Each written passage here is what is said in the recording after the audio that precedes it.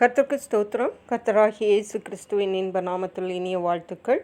இன்றைய தியானத்துக்காக ஜெபித்த பொழுது தேவன் தந்த வசனம் சங்கீதங்களின் புஸ்தகம் 65 சங்கீதம் 11 வசனம். வருஷத்தை உம்முடைய நன்மையால் முடிசூட்டுகிறீர், உமது பாதைகள் நெய்யாய் பொழிகிறது. நம்முடைய கர்த்தராகிய இயேசு கிறிஸ்து நம்முடைய வருஷங்களை நன்மையால் முடிசூட்டுகிற தேவனாக இருக்கிறார். அப்படி என்றால் இதை கேட்கிறதற்கே நாம் யாவருக்கும் சந்தோஷமாக இருக்கிறது. நம்முடைய தேவன் நம்மை ஆசீர்வதிக்கும் தேவன், அதில் எந்தவித சந்தேகமும் இல்லை. ஆனால் ஆசீர்வாதம் மட்டும்தான் கிறிஸ்தவ வாழ்க்கை என்றும் நாம் நினைத்து விடக்கூடாது. தேவன் ஆசீர்வதிக்கவும் செய்வார். அதே வேளையிலே மனித வாழ்விலே துன்பங்களும் உண்டு என்பதை நாம் மறந்து போகக்கூடாது. ஆனாலும் அந்த துன்பங்களில் இருந்து எல்லாவற்றிலிருந்தும் தேவன் நம்மை விடுவிப்பார் என்பதுதான் உண்மை. இந்த வசனம் சொல்லுகிறது, வருஷத்தை உம்முடைய நன்மையால் முடிசூட்டுகிறீர்.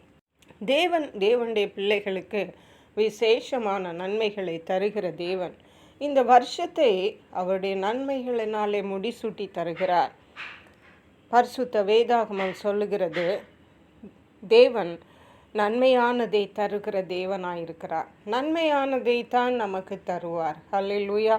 சங்கீதங்களின் புஸ்தகம் 24 சங்கீதத்திலே வாசிக்கிறோம், ஜீவனுள்ள நாளெல்லாம் நன்மையும் கிருபையும் என்னை தொடரும் என்று.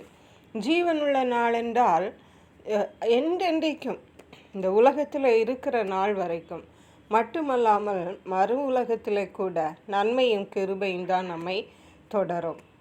எப்பொழுது தொடரும் என்றால், இயேசு கிறிஸ்து நம்முடைய மேய்ப்பராய் இருக்கும் பொழுது, நாம் அவருடைய ஆடுகளாய் இருக்கும் பொழுது, நாம் அவருடைய பிள்ளைகளாய் இருக்கும் பொழுது, ஜீவனுள்ள நாளெல்லாம் நன்மையும் கிருபையும் நம்மை தொடரும். ஹல்லேலூயா.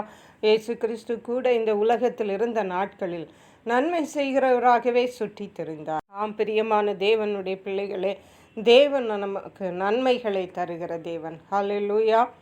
வருஷத்தை நன்மையால் முடிசூட்டுகிற தேவன். முந்தைய வசனங்களிலே வாசிக்கும் பொழுது, அவர் பூமியை விசாரிக்கிறார், நீர் பாய்ச்சுகிறார், தானியத்தை விளைவிக்க பண்ணுகிறார், நமக்கு ஆகாரத்தை தருகிறார். மட்டுமல்ல, ஆவிக்குரிய ஆசீர்வாதங்களினாலும் நம்மை அலங்கரிப்பார். இம்மையிலே நாம் சாப்பிடுவதற்கு ஆகாரம் மட்டுமல்ல, நமக்கு என்னென்ன தேவைகள் இருக்கிறதோ அத்தனை தேவைகளையும் அத்தனை நன்மைகளையும் தேவன் நமக்கு தந்தருள வல்லமையுள்ளவராயிருக்கிறார். அவர் தருகிற தேவனாயிருக்கிறார். மட்டுமல்ல, இன்றைக்கு நம்முடைய வாழ்க்கை வனாந்தரம் போல இருந்தாலும் அது செழிக்கும் என்று தேவன் சொல்லுகிறார். அது பூரிப்பாகும் என்று சொல்லுகிறார். நாம் அவருடைய ஆடுகளாய் இருக்கும் பொழுது இம்மைக்குரிய ஆசீர்வாதங்களாய் மட்டுமல்ல, மறுமைக்குரிய ஆசீர்வாதங்களினாலும் நம்மை மூடி நம்மை ஆவிக்குரிய மன்னாவையும் தந்து வழி நடத்துகிற தேவனாயிருக்கிறார். ஹல்லேலூயா. இயேசு கிறிஸ்து நல்ல மேய்ப்பன் என்று சொன்னார். அவர் பரிபூர்ணப்பட வந்தேன் என்று சொன்னார். நமக்கு ஜீவனை தரவும் பரிபூர்ணப்படவும் வந்தேன் என்று சொன்னார். பிரியமான தேவனுடைய பிள்ளைகளே, தேவன் நமக்கு தருகிற நன்மைகள் அவைகள் பரிபூர்ணமானவைகள், அவைகள் நமக்கு ஜீவனை தருகிறவைகள் என்பதை நாம் மறந்து போகக்கூடாது. ஆகவே இந்த தேவனை நாம் இன்னும் பற்றி கொள்ளுவோம், அவரை நோக்கி பார்ப்போம், அவருக்கு பிரியமானவைகளை செய்வோம், அவருடைய பிள்ளைகளாய் வாழ்வோம், அவருடைய ஆசீர்வாதங்களை சுதந்திரிப்போம். அதற்கேற்ற கிருபைகளை தேவன் நமக்கு தந்தருளுவாராக. ஜெபிப்போம். எங்களை கிருபை நேசித்து பாதுகாத்து வழி நடத்துகிற எங்கள் அன்பின் தகப்பனே, ஆசீர்வதிக்கப்பட்ட இந்த நல்ல நாளுக்காக நன்றி. இந்த ஆண்டின் முதல் நாளிலும் கர்த்தர் இந்த வருஷத்தை எங்களுக்கு நன்மையால் முடிசூட்டி தருவீர் என்று சொல்லியிருக்கிறீங்கப்பா. அதே போன்று உம்முடைய ஆசீர்வாதங்களை நாங்கள் சுதந்திரித்து உமக்கென்று சாட்சிகளாய் வாழ கிருபை தருவீராக.